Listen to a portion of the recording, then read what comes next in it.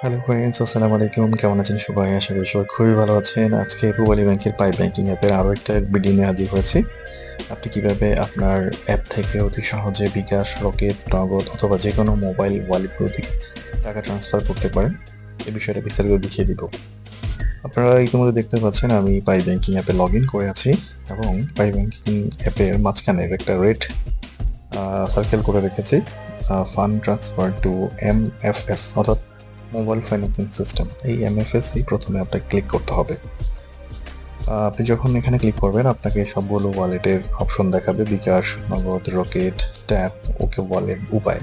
এই ৬ টা অপশন ইতিমধ্যে পাই ব্যাংকিং অ্যাপে এভেইলেবল আছে। তো আমি যেকোনো একটা দেখিয়ে দেব, তাহলে বাকিগুলো আপনি পারবেন। সবগুলো একই সিস্টেম। তো সবচেয়ে বেশি যেই জনপ্রিয় বিকাশ।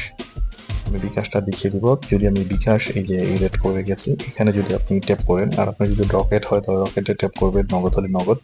অর্থাৎ আপনার যেই ওয়ালেটে টাকা নিতে যাচ্ছেন ওই অপশনটাতেই ট্যাপ করবেন। তো আমি যেহেতু বিকাশটা দেখিয়ে দিব, সো বিকাশে আমি ক্লিক করলাম। বিকাশে ক্লিক করলে এরকম একটা সিলেক্ট কন্ট্রাক্ট অপশন বের হবে। উপরে দেখুন একটা অপশন আছে, এন্টার নেম অ্যান্ড নাম্বার। তো এখানে আপনি যেই ওয়ালেটের নাম্বারে টাকাটা নিতে যাচ্ছেন এখানে এটা টাইপ করবেন, আর যদি মোবাইলে অলরেডি সেভ থাকে ওইখানে নাম লিখলে অটোমেটিক চলে আসবে। তো আমি এখানে আমার নাম্বারটা লিখলাম। আমি আসলে সিকিউরিটির সুবিধার্থে নাম্বারটা দেখাচ্ছি না, কিন্তু আপনি যখন নাম্বারটা সম্পূর্ণ লিখবেন আপনার নিচে এখানে ট্যাপ টু কন্টিনিউ অপশনটা অ্যাভেলেবল হয়ে যাবে। তো আমি নাম্বারটা লিখলাম, আমি ট্যাপ টু কন্টিনিউ এখানে ক্লিক করলাম। তারপর আমার এখানে অ্যামাউন্ট দিতে বলবে যে আমি কত টাকা নিতে চাচ্ছি। আমি অ্যামাউন্টটা দিলাম ১,০০০ এবং ডেসক্রিপশন মাইসেলফ লিখে দিলাম।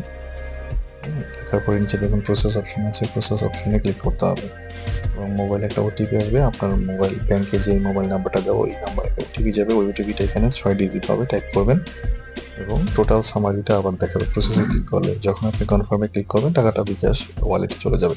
তো এই ছিল প্রসেস। আপনি চাইলে যে কোনো ওয়ালেটে সেম প্রসেসে নিতে পারবেন। আশা করি ভিডিওটা শর্টকাট করেছি এবং ভালো লেগেছে। যদি আরও পূবালী ব্যাংকিং বা অন্য যেকোনো ব্যাংকের যেকোনো তথ্য জানা থাকে আপনি ভিডিওতে কমেন্টস করবেন। ভালো থাকবেন। আসসালামু আলাইকুম।